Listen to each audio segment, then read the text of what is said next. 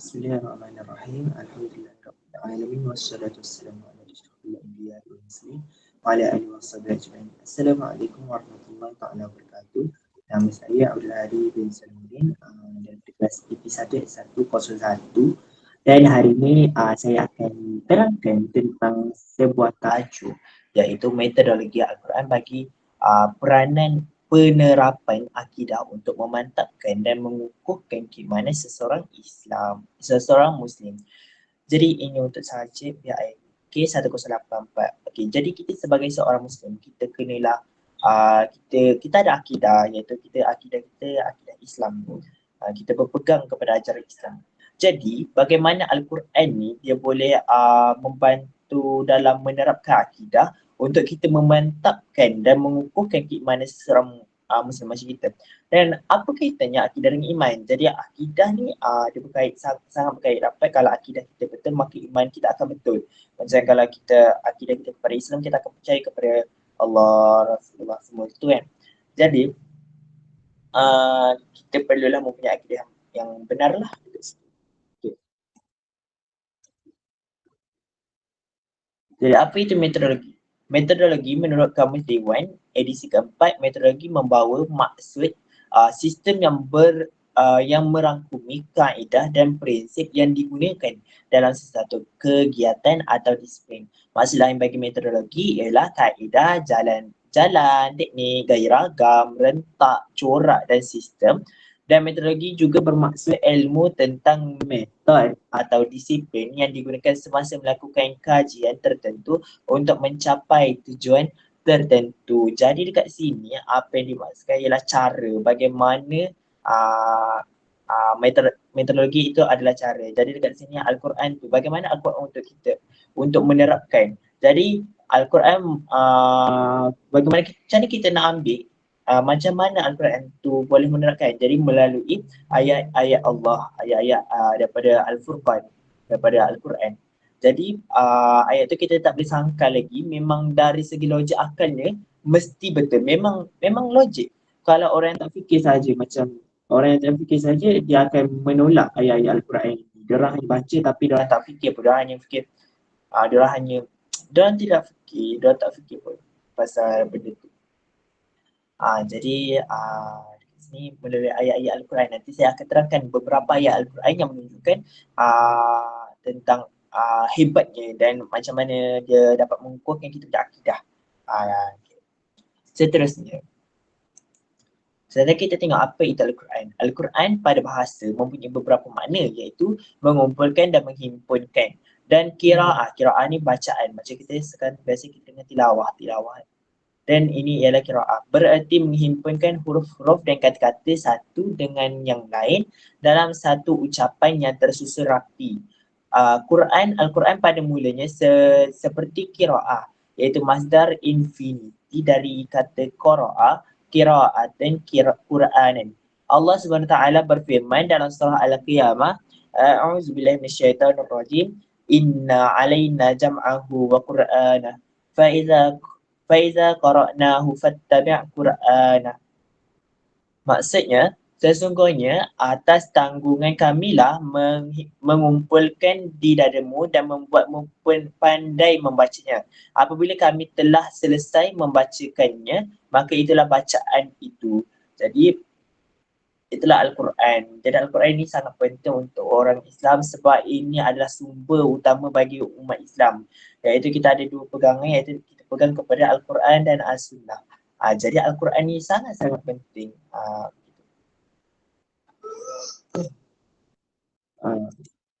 Seterusnya, daripada segi istilah pula, Al-Quran ialah kalamullah. Kalamullah, kata-kata Allah yang mengandungi mukjizat. Dekat dalam Al-Quran tu ada mukjizat. Diturunkan kepada Nabi Muhammad SAW melalui perantaraan Jibril alaihissalam. Jadi macam kita tahu Al-Quran ni ialah mukjizat bagi Nabi Muhammad SAW, dan mukjizat ni paling agung lah. Dan Al-Quran ditulis dalam bentuk mashaf. So mashaf ni ialah satu buku gitu, satu kitab dan dia turun secara berperingkat. Dia tak turun sedebuk satu macam yang kita selalu pegang tu kan, Al-Quran tu. Dia tak turun sedebuk macam tu. Dia akan turun sedikit demi sedikit. Dan dipindahkan kepada kita secara mutawatir dan menjadi ibadat dengan membacanya. Dan dipindahkan kepada kita secara mutawatir. Mutawatir ni maksudnya bersama, maksudnya apa yang ada masa zaman Nabi dulu ada dengan kita. Maksudnya tak ada salah lah Al-Quran ni, takkan ada macam penyelewengan dekat situ. Dia mutawatir daripada Nabi Muhammad, daripada Allah, Al-Quran tu. Dan menjadi ibadat dengan membacanya. Jadi bila kita baca, dia akan menjadi ibadat. Bila kita baca, kita dapat pahala. Dan susunan Al-Quran terdiri daripada banyak tau, dekat dalam Al-Quran banyak. Jadi kita tengok apa susunan yang ada dekat dalam Al-Quran. Susunan Al-Quran terdiri daripada cantuman 28 huruf hijaiyah dari alif sampai ya tu, yang mana keseluruhannya Al-Quran mengandungi 323,671 huruf, dan kalimah dia ada 77,437 kalimah dan 2,636 ayat, 114 surah dan 30 juzuk. Itulah apa yang terkandung dekat dalam Al-Quran. Yang dimaksudkan dengan metodologi Al-Quran dekat sini ialah bagaimana Al-Quran sebagai metod atau cara yang boleh digunakan untuk setiap zaman dan kaedah, sebab dia mutawatir. Dia tak akan berubah dari dulu sampai sekarang sama. Dan dia dapat diambil melalui ayat-ayat Al-Quran. So metodologi Al-Quran ni maknanya kita ambil ayat Al-Quran, kita tengok berdasarkan ayat Al-Quran tu ada cara untuk kita menerapkan akidah. Macam kita, cara ayat Al-Quran tu akan menerangkan tentang kebenaran dan menyebabkan kita punya akidah akan lebih mantap dan keimanan kita dalam masa yang sama akan meningkat. Dan dia tak adalah turun, dia akan meningkat. Kalau kita fikir berkaitan dengan ayat Al-Quran tersebut, kita fikir menakul dengan ayat Al-Quran itu, dan barulah kita faham. Dan itulah cara Al-Quran, metodologi Al-Quran. Okay. Seterusnya, kita tengok definisi akidah. Apa maksud akidah? Okay, dari sudut bahasa Arab, perkataan akidah berasal daripada kalimah aqadah, iaitu membawa maksud lawan kepada lepasan ikatan, iaitu naqidul hal. So dia lawan daripada lepasan ikatan, iaitu simpulan ikatan. So kalau putus itu naqidul hal, tapi kalau akidah ni untuk kita mengikat. Dan akidah dari sudut bahasa, kita juga boleh faham dengan sesuatu yang diikat dan diyakini dengan teguh di dalam hati seseorang. Maksudnya yang kita pegangan hidup, pegangan macam agama, macam kita agama Islam. Jadi pegangan kita adalah agama Islam. Dan kita berpegang teguh dan kita yakin, kita kena yakin dengan Islam. Dengan apa yang dibawakan dalam agama Islam itu sendiri. Dan dari sudut istilah, Al-Azhar menyatakan akidah adalah satu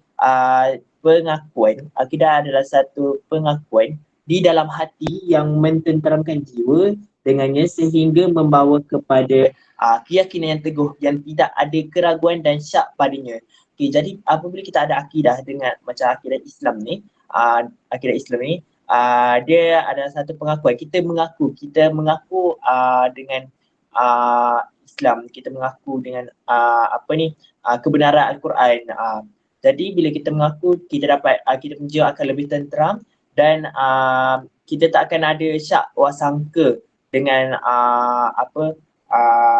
akidah dengan pegangan kita. Begitu. Macam ajaran Islam lah, macam tu. Al-Quran, Sunnah. Jadi bila kita berpegang, kita akidah tu lah yang bagi kita mengaku. Itulah akidah. Okey, jadi kita tengok apakah yang boleh diterapkan dalam orang Muslim. Dalam macam ni kita berdasarkan Al-Quran, saya keluarkan 4 metodologi. 4 cara berkaitan macam mana untuk kita nak memantapkan akidah berdasarkan Al-Quran. Pertama iaitu kebebasan akal daripada paksaan dan taklid. Yang kedua, mengarahkan akal manusia untuk berfikir melalui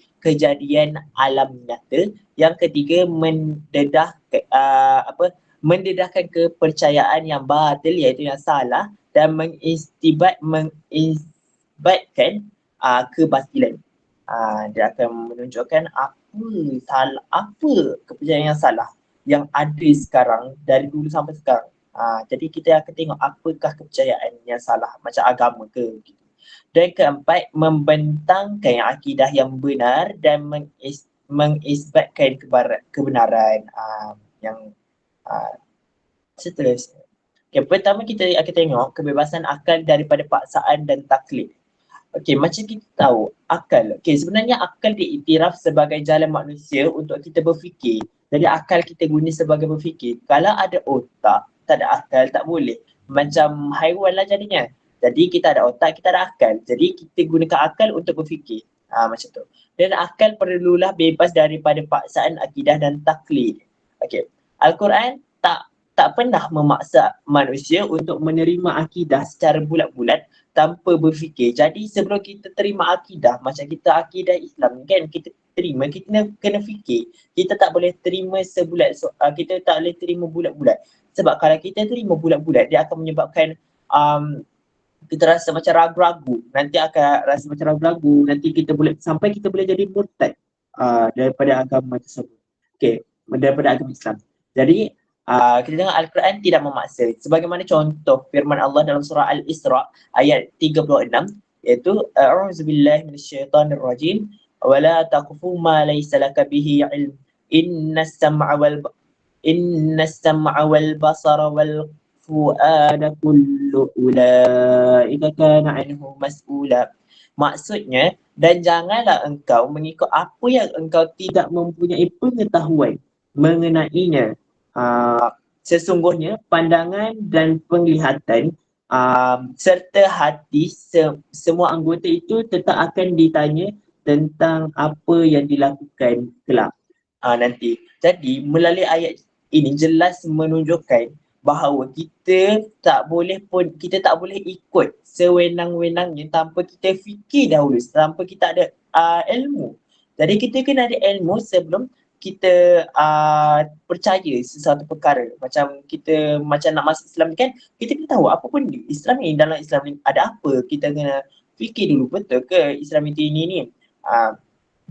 Kita tak boleh sewenang-wenangnya percaya saja. Okey. Lepas tu ada lagi satu ayat Al-Quran sebagaimana firman Allah dalam surah Muhammad ayat ke-19. A'udzubillahi minasyaitonirrajim. Fa'lam annahu la ilaha illallah. Maksudnya, maka ketahuilah sesungguhnya tiada Tuhan melainkan Allah. Berdasarkan ayat Al-Quran ini sendiri, kita perlu ketahui Allah itu. Kita kena tahu dulu sesungguhnya Allah tiada Tuhan selain Allah. Kita kena tahu. Kita tak boleh, kenapa kita ikut Islam walaupun kita tak tahu Allah itu satu. Kita ikut orang saja. Kita ataupun kita dipaksa oleh ibu bapa. Sebab sekarang ni kalau kita lahir daripada Islam, kita lahir memang lahir dah Islam. Tapi kita tak tahu pun apa sebenarnya Islam ni. Jadi dia sebenarnya tak boleh. Kita kena faham apa itu Islam dahulu. Okay. Lepas tu kita tengok apakah taklid. Tadi kan paksaan. Jadi kita tengok taklid. Taklid dengan paksaan lebih kurang. Dia berkaitan dengan tiada ilmu. Dia tak tahu. Okay, macam taklid daripada segi bahasa adalah meletakkan sesuatu di leher melingkunginya. Ini dinamakan qaladah ataupun kalung. Maksudnya taklid ni macam rantai yang kita letak dekat sini. Kalung. Kan, dan taklid dari segi bahasa seperti yang didefinisikan oleh Al-Amir adalah satu istilah yang disebut bagi pengamalan yang bersandarkan pendapat orang lain tanpa disertai hujah yang menuntut kewajipan pengamalan tersebut, ataupun dengan bahasa mudah seseorang yang mengikut dengan membuta tuli tanpa unsur periksa dalam akidah. Jadi dekat sini dia menunjukkanlah orang tu hanya mengikut sahaja pandangan tanpa kita tahu pun, tanpa kita ada hujah yang jelas, tanpa kita ada bukti. Macam orang tanya, kenapa kau pilih agama ni? Aku pun tak tahu, aku ikut saja, aku ikut je kawan aku ikut je ayah aku. Jadi itu tidak dibolehkan. Macam kita ikut je macam bagi lembu di cucuk hidung. Kita ikut je. Okey. Dan taklid ni sebenarnya dia ada beberapa pandangan. Dia ada beberapa pandangan iaitu pertama, tak sah taklid dan orang yang bertaklid dalam akidah ni dikira kafir. Dan yang kedua, boleh bertaklid tapi berdosa walaupun dia boleh untuk mengkaji atau tak, dan boleh bertaklid tetapi hanya untuk mereka yang tidak mampu mengkaji. Okey, antara hukum ni dan hukum yang paling yang diterima oleh Imam Al-Baijuri dengan Imam As-Sawi, iaitu pandangan boleh bertaklid tetapi hanya untuk mereka yang tidak mampu mengkaji. Macam dulu dulu kita tak ada macam kita susah tahu nak cari ilmu. Kita susah sebab kita perlukan kitab, kita perlu jumpa orang itu jauh dari jauh. Tapi sekarang kita ada macam kita ada laman seseorang, kita ada internet. Jadi tak patutlah untuk orang yang menggunakan konsep taklid sekarang ni yang pegang kepada taklid. Jadi memang tak boleh. Maksudnya kalau takkanlah kita tak boleh cari dekat internet. Kita boleh cari kan. Jadi tidak relevan untuk menggunakan taklid sekarang ni dekat dunia sekarang. Dan sebenarnya dekat Malaysia ni taklid ni banyak sangat yang dah lama dah ada dekat Malaysia ni. Sebenarnya dah lama, sejak abad ke 13 sampai 20 dekat Malaysia dah ada, dah lama sangat dah. Sampailah sekarang pun ada tapi cuma kurang sepatutnya. Okey, yang kedua, menggunakan akal untuk berfikir dan menganalisis menerusi alam nyata. Okey, macam ni. Al-Quran menerapkan akidah melalui arahan dan dorongan akal manusia untuk berfikir dan menganalisis alam nyata berbantukan anggota panca indera macam mata, telinga, hidung, mulut, anggota panca indera kita lah. Dan fenomena alam nyata terdiri daripada diri manusia sendiri, kita punya kejadian macam mana semenjak bermula sebagai janin dan sehinggalah dewasa, dan alam dunia termasuk gunung, bukit, lautan, haiwan serta alam langit seperti bintang dan matahari. Dengan analisis terhadap alam nyata ini, manusia akan berfikir wujudnya Tuhan yang Maha Esa dan mutlak, sifatnya di sebalik ciptaannya yang unik. Okay, jadi maknanya kalau kita tengok dekat alam nyata, kita tengok dekat kita punya alam semesta, kita tengok alam sekitar, mestilah ada pencipta. Bagaimana macam kita macam setiap perkara macam laptop, dia ada pengasasnya, dia ada penciptanya. Jadi dekat alam semesta kita nampak macam mana matahari boleh ada dekat atas walaupun tanpa tiang dan tak bertali, macam mana boleh atas, boleh berada di atas, boleh tergantung. Jadi mestilah dengan kuasa Tuhan, iaitu Allah lah. Kita tengok dalil dia, antara dalil yang menceritakan tentang kejadian alam dunia. A'udzubillahi minasyaitonirrajim wa ja'alna fil ardi rawasiya an tamida bihim wa ja'alna fiha fijajan subulan la'allahum yahtadun. Maksudnya, dan kami telah menjadikan di bumi ini gunung-gunung yang kukuh agar ia tidak goncang bersama mereka, dan kami jadikan pula di sana jalan-jalan yang luas agar mereka mendapat petunjuk. Jadi gunung-gunung ni, gunung-gunung yang besar, gunung Everest, Allah yang ciptakan. Okey, menurut surah Al-Fusilat ayat 12 ayat 9 sampai 12, artinya katakanlah, pantaskah kamu ingkar kepada Tuhan yang menciptakan bumi dalam 2 masa dan kamu adakan pula sekutu-sekutu baginya? Itulah Tuhan seluruh alam dan dia ciptakan padanya gunung-gunung yang kukuh di atasnya, dan kemudian dia bergabung dengan, dan dia tentukan makanan-makanan bagi penghuninya dalam 4 masa sememadai untuk memenuhi kebutuhan mereka yang memerlukannya. Kemudian dia menuju ke langit dan langit itu masih berupa asap, lalu dia berfirman kepadanya dan kepada bumi, datanglah kamu berdua menurut perintahku dan dengan patuh atau terpaksa. Keduanya menjawab, kami datang dengan patuh. maknanya kat sini yang menciptakan langit dan bumi itu Allah, dan macam dekat sini dia kata gunung ganang, gunung-gunung yang kukuh, itu Allah ciptakan. Bahkan dekat dalam ayat ni dia kata datanglah kamu berdua, maksudnya langit dan bumi itu menurut perintahku. Maksudnya dekat sini langit dan bumi datang kepada Allah dengan dengan patuh, bukannya terpaksa, bukannya maksudnya dekat sini langit dan bumi ni ialah ciptaan Allah lah dekat sini. Maksudnya betapa hebatnya, betapa luasnya bumi kita sekarang dan langit kita yang sangat-sangat banyak dekat langit-langit kita yang sangat-sangat luas, yang banyak, terlampau banyak bintang tu Allah yang ciptakan. Begitu.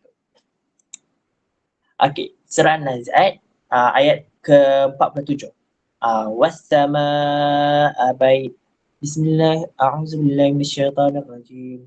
Was-samaa'a banainaha bi'aidin wa inna lamusi'un. Maksud artinya, dan langit kami bangun dengan kekuasaan kami dan kami benar-benar meluaskannya. Surah At-Talaq ayat 12.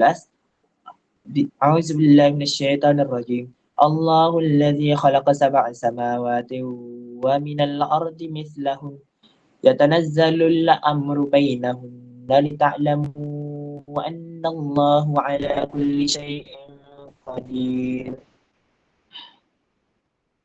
Annallaha 'ala kulli syai'in qadir wa annallaha qad ahata bi kulli syai'in ilma. Artinya Allah yang menciptakan 7 langit dan dari penciptaannya bumi juga. Dan penciptaannya bumi juga serupa. Perintah Allah berlaku padanya agar kamu mengetahui bahawa Allah Maha Kuasa atas segala sesuatu dan ilmu Allah benar-benar meliputi segala sesuatu. Lagi satu. Wallahu a'udzubillahi minasyaitonir rajim. Wallahu khalaqakum min turabin summa min nutfatin summa ja'alakum azwaja. Fama tahmilu min unsa wa la tad'u illa bi'ilmihi. Ama yu'ammaru min mu'ammarin wa la yanqadu min umurihi ولا ينقص من عمره إلا في كتاب إن ذلك على الله يسير.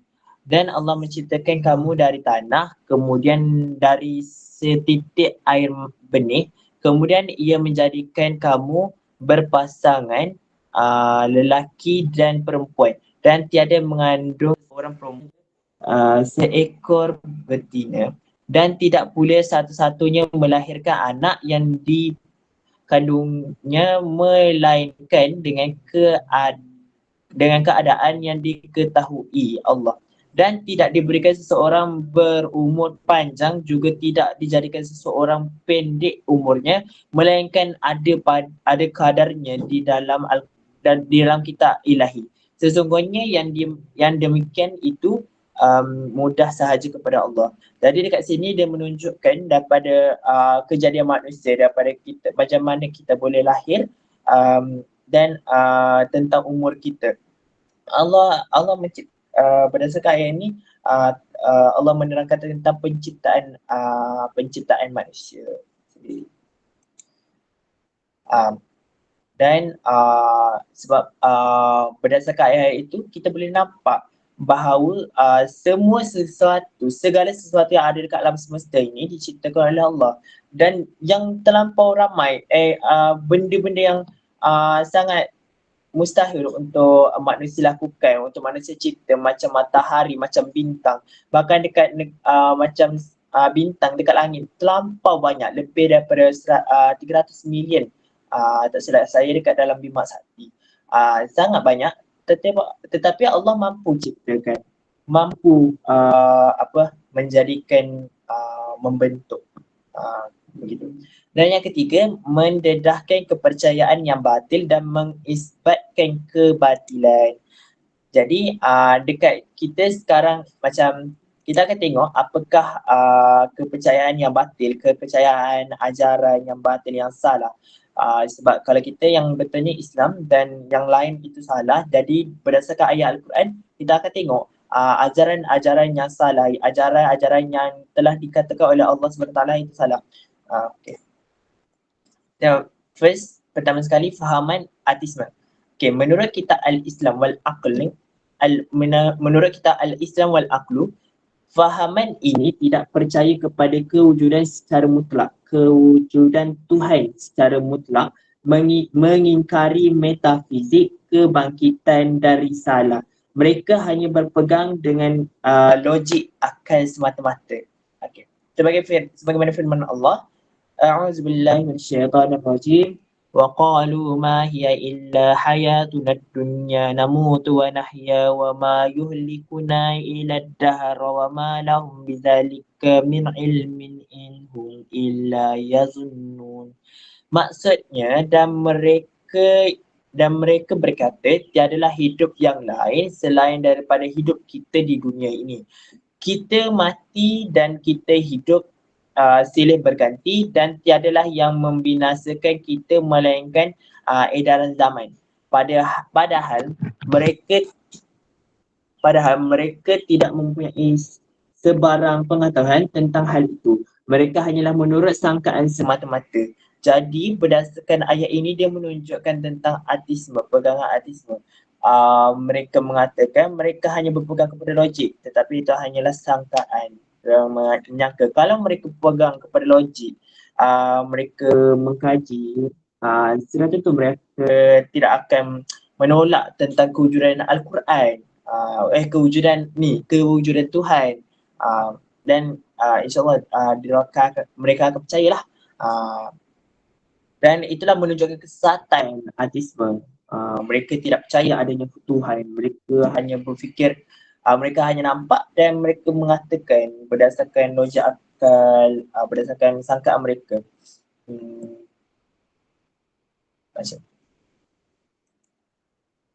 Okay, yang kedua, doktrin agama lain. Doktrin agama lain, maksudnya macam agama-agama yang selain daripada Islam, macam Kristian, Buddha, Yahudi, Orthodox dan sebagainya. Banyak-banyak agama lain. Macam sebagaimana dalam firman Allah, innal ladzina amanu wal ladzina hadu was-sabiin wan nasara wal majusa wal ladzina asyraku innallaha yufsilu bainahum yaumal qiyamah innallaha ala kulli syai'in syahid. Bahawasanya orang yang beriman dan orang-orang Yahudi dan orang-orang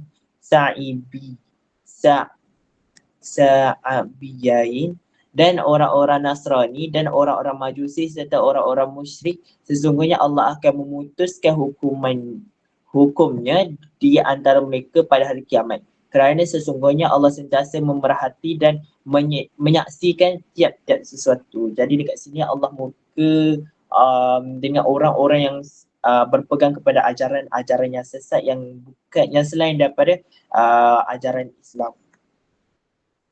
Dia menunjukkan yang sebenarnya ajaran ni salah lah, ajaran yang lain ni adalah batil, adalah salah. Yang ketiga, kita ada animisme. Jadi animisme ni mereka golongan yang mempercayai dan menyembah roh yang telah menjadi tradisi dan turun-temurun daripada nenek moyang mereka seperti hargawai, menyembah matahari, menyembah pokok, menyembah lembu dan sebagainya. Jadi maksudnya kat sini, orang-orang yang berpegang kepada animisme, dia lebih kurang taklid juga sebab dia percaya kepada nenek moyang dan dia orang menyembah benda-benda yang telah nenek moyang mereka menyembah terdahulu, macam 10 tahun, macam berapa abad dahulu, dia sembah juga, dia sambung ikut menyembah seperti nenek moyang mereka. Sebagaimana firman Allah dalam surah Al-Furqan ayat 3 yang bermaksud, dan mereka yang kafir mengambil benda-benda yang lain daripada Allah sebagai Tuhan-Tuhan yang tidak dapat mencipta sesuatunya, bahkan benda-benda itu diciptakan oleh penyembah-penyembahnya daripada bahan-bahan di bumi. dan benda-benda itu pula tidak berkuasa mendapatkan sesuatu bahaya atau sesuatu faedah untuk dirinya sendiri dan tidak berkuasa mematikan atau menghidupkan ataupun membangkitkan hidup semula makhluk-makhluk yang telah mati. Jadi dekat sini dia menunjukkan Tuhan-Tuhan yang mereka sembah selain Allah ni, mereka sebagai contoh mereka menggunakan berhala. Jadi berhala tu siapa yang ciptakan? Siapa yang buat bentuk berhala tu? Yang buat tu manusia sendiri. Takkanlah yang mencipta pencipta. Jadi tak boleh. So jadi sepatutnya pencipta yang mencipta manusia. Jadi dekat situ mereka dah salah. Mereka menyembah berhala. Jadi adalah salah. Yang keempat, membentangkan akidah yang benar dan mengisbatkan kebenaran. Jadi kita tengok apakah akidah yang benar berdasarkan Al-Quran. Telah dinyatakan oleh Allah bahawa syahidallahu anna a'udzubillahi minasyaitonirrajim syahidallahu annahu la ilaha illa huwa wal malaikatu wa ulul ilmi qa'iman bil qist la ilaha illa huwal azizul hakim. Maksudnya tidak ada Tuhan melainkan Dia dan malaikat-malaikat serta orang-orang yang berpengetahuan pun naik saksi bahawa Allah keadaannya berdiri dengan adil, tidak ada Tuhan melainkan Dia yang maha perkasa lagi bijaksana. Jadi maksudnya kat sini maksudnya kat sini akidah yang benar ialah kita percaya la ilaha illallah, tiada Tuhan melainkan Allah. Kita percaya. Itulah akidah yang benar. Itulah pegangan kita. Pegangan yang benar. Dan menurut surah An-Nisa ayat 136, A'udzubillahi minasyaitonirrajim. Ya ayyuhalladzina amanu billahi wa rasulihi wal kitabil ladzi nazzala ala rasulihi wal kitabil ladzi anzala min qabl wa may yakfur billahi wa malaikatihi wa kutubihi wa rusulihi wal yawmil akhir faqad dhalla dhalalan ba'ida. Maksudnya, wahai orang-orang yang beriman, tetapkanlah iman kamu kepada Allah dan Rasulnya dan kepada kitab Al-Quran yang telah diturunkan kepada Rasulnya Muhammad sallallahu alaihi wasallam dan juga kepada kitab-kitab suci yang telah diturunkan dahulu daripada itu. Dan sesiapa yang kufur ingkar kepada Allah dan malaikat-malaikatnya dan kitab-kitabnya dan rasul-rasulnya dan juga hari akhirat, maka sesungguhnya ia telah sesat. Ia telah sesat dengan kesesatan yang sejauh-jauhnya. Jadi kat sini kita sebagai orang beriman, kita kena percaya dengan Al-Quran. Kita kena percaya dengan Al-Quran dan kitab-kitab sebenarnya macam kitab Injil, kitab Taurat, Zabur. Tapi kitab Injil sekarang ni sudah diselewengkan. Jadi susahlah untuk percaya. Dan siapa yang kufur dengan macam rukun iman, jadi kita sesat. Jadi kita kena percaya dengan rukun iman yang ada dalam Islam. Okay. Dan akhir sekali, dan pada sisi Allah jugalah anak kunci perbendaharaan segala yang gaib. Jadi sesiapa yang mengetahui melainkan dialah sahaja dan dia mengetahui apa yang ada di darat dan di laut dan tidak gugur sehelai daun pun melainkan dia mengetahuinya. Dan tidak gugur sebutir biji pun dalam kegelapan bumi dan tidak gugur yang basah dan yang kering, melainkan semuanya ada tertulis di dalam kitab Lauh Mahfuz yang terang nyata daripada surah Al-An'am ayat 59 yang menunjukkan Allah ini maha mengetahui segala sesuatu. Setiap perkara yang ada di bumi ni Allah tahu kejadiannya. Macam kita kalau macam kita berfikir kita niat, kita berfikir hati pun Allah tahu. Kita tak boleh kita tak boleh menyembunyikan sesuatu daripada Allah Subhanahu Wa Taala. Dan kita tengok apakah kesamaan Al-Quran terhadap kita punya akidah. Jadi pertama, akidah akan menjadi mantap dan keimanannya meningkat. Kemana kita akan meningkat sebab akidah kita lebih percaya dengan Al-Quran, dengan Allah. Dan iman yang berubah-ubah dapat dibendung melalui keyakinan. Syekh Junaid Al-Baghdadi pernah berkata, keyakinan ialah ketetapan ilmu tidak berubah-ubah dan terumbang ambing serta tidak mudah goyah dalam hati. Jadi maksudnya apabila kita dah yakin dengan akidah yang ada, maka kita punya iman tidak akan berubah. Macam sekarang kita nampak air main kita kadang-kadang naik, kadang-kadang turun. Jadi bila kita yakin kita punya iman dah tak ada masalah dan terus naik tanpa ada sebarang cacat silap ataupun akan turun sedikit sedikit. Jadi itulah kesan daripada metodologi Al-Quran. Baiklah, itu sahaja sekian daripada saya. Assalamualaikum warahmatullahi wabarakatuh.